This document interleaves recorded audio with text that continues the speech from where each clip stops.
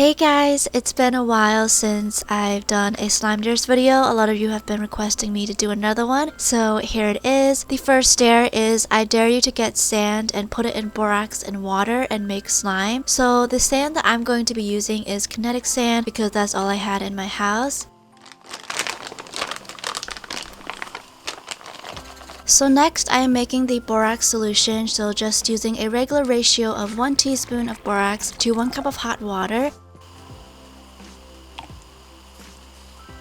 I went ahead and added about half a cup of the kinetic sand. That was kind of funny because it just like floppity bopped in there.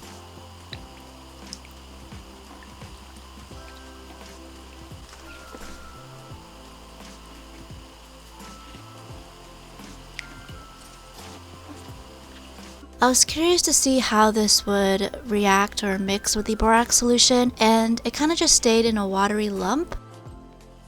So now I'm adding my glue into the solution, and my thoughts were, is this going to stick to the slime or is it going to separate from it? Who knows?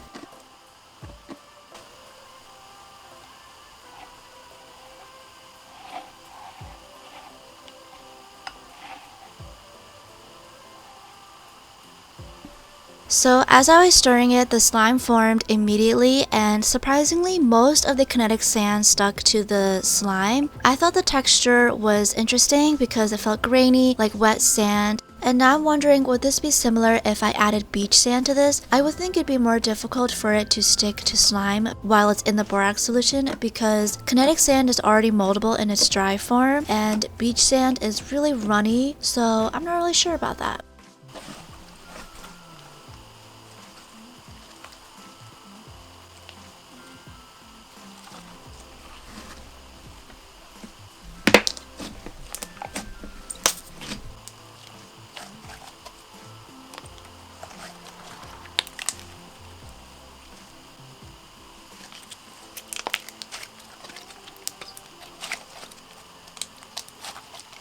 Moving on to the next dare, this one is I dare you to dissolve a bath bomb in activator and see if it will activate slime or change its texture. So I started to add my borax into a bowl. I probably should have used a bigger bowl. Oh well. So let me tell you a sad story. I was hunting for a bath bomb and found out that my local Bath & Body Works closed. Like, why? I love you, Bath & Body Works, but it's okay. I got one from Lush. I didn't need you anyway.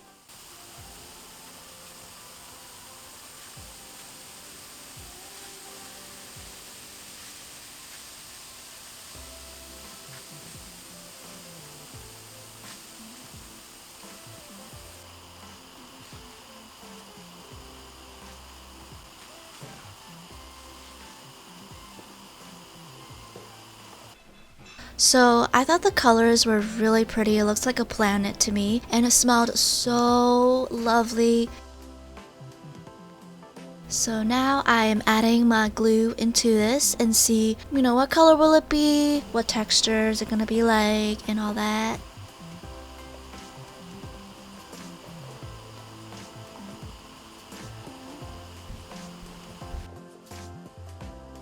The slime has formed and it looks beautiful. This is a really pretty color, but definitely not worth dissolving a bath bomb for because I'd rather dissolve it in a bath and actually use it for a bath. But I am doing it for you guys.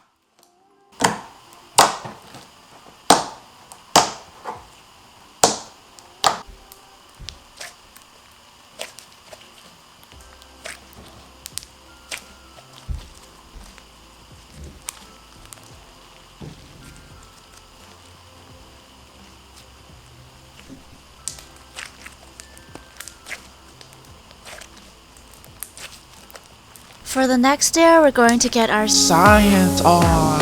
Science. The dare is to use Elephant Toothpaste as a shaving foam for slime, and I assume they want to know if you can make fluffy slime with this. So I went on the interwebs to see how to make the kid-friendly version of it. I've seen extreme ones, and that's cool and all, but I'm not trying to destroy my house. I'm good. So one of the main ingredients is hydrogen peroxide. If you go to a drugstore, you can get 3% of it, but if you want a little bit bigger explosion, you can go to a hair supply store and get a hair developer. They basically help lighten your hair if you're going going to dye it at home. And it comes in different levels. I got the strongest one, which is volume 40. A volume 40 has about 12% hydrogen peroxide, so that's pretty strong, and you don't want to get it on your skin for too long or else it will burn. The next ingredient needed is dish soap, so I added 2 squirts of that into my flask and mixed it all around. I assume that this is to create that foaming bubble look, and then now I'm adding some coloring. I've seen people add it on the side to create a toothpaste look. And finally, the catalyst that will activate the explosion. You can use dry yeast or you can use potassium iodide. I'll show you guys both for experimental purposes, but I recommend the yeast because it's more accessible and it's not a skin irritant. And of course, get your safety goggles on because you never know what's going to happen. So I'm going to show you the potassium iodide version first. This is diluted, by the way. Okay, 3, 2, 1.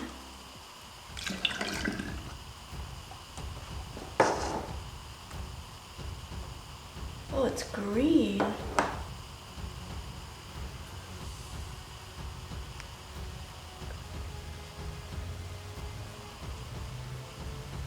Interesting, yes.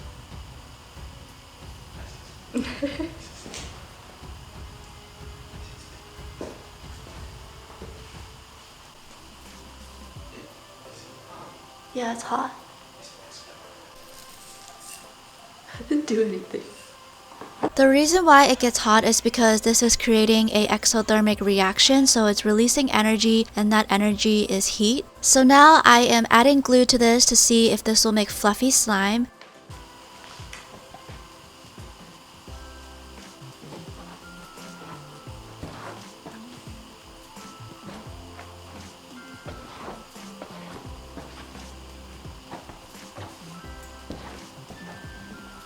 I swear to you, I did not add any additional coloring. Your eyes see it. It's turning red, which is so strange but so cool, and I wonder why it's turning red. It first went from blue and then to green and now to red.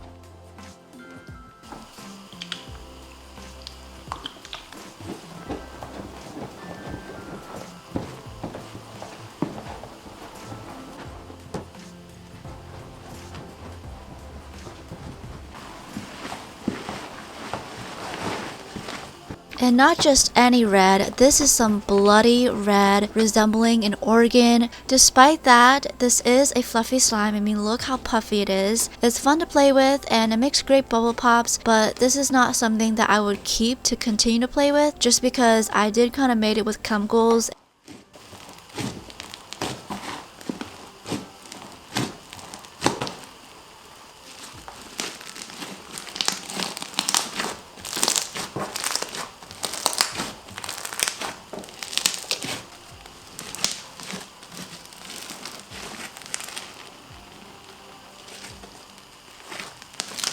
So next I am showing you guys the yeast version of that. So I just added a tablespoon of the yeast, which is the same amount as if you were to get like packets of yeast, which is I believe is about 1/4 of an ounce. Added some water into it to dilute it and mix it up. I did the same thing, repeated what I did earlier and added the yeast, and there we go.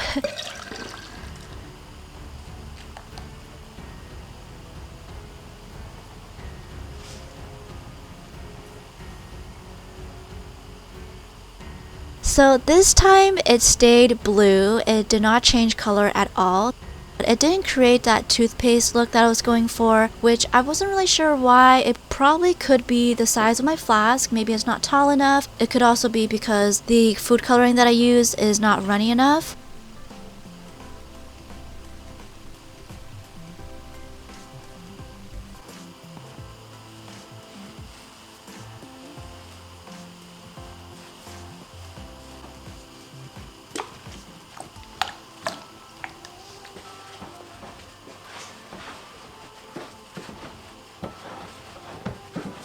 So this one did create a fluffy slime and it ended up being the same color as the food coloring that I used. It's quite jiggly as well.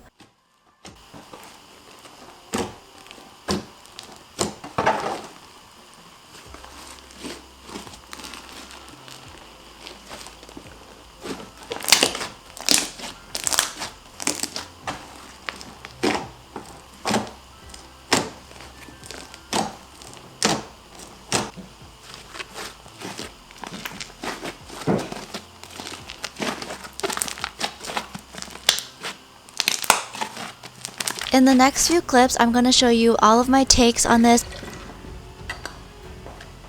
Whoa! Wait, where's the color? Whoa, that's so... Whoa! That's cool. Except, I don't see the blue and red. Oh, it's hot.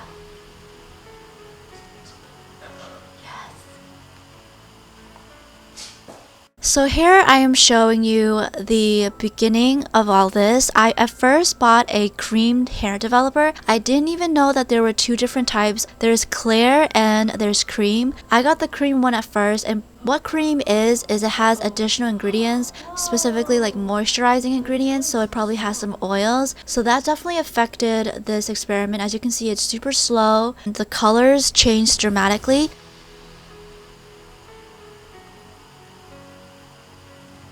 Cool.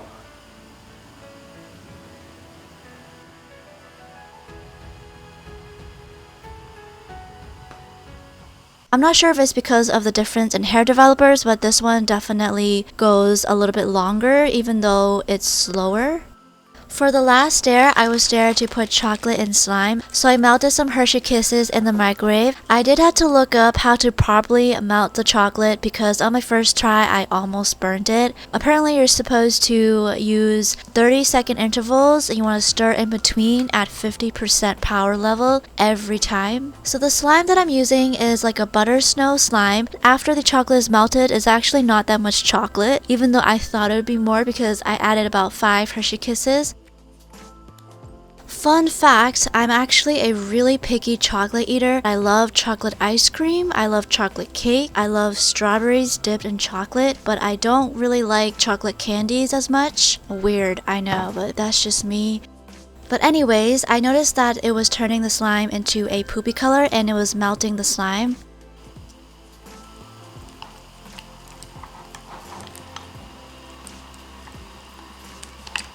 So I did try to reactivate to see if, it will activate in the slime again. And it did. I'm not a fan of the color just because it's not like a dark chocolatey color, which is what I like. But still, it smelled really good. There we go.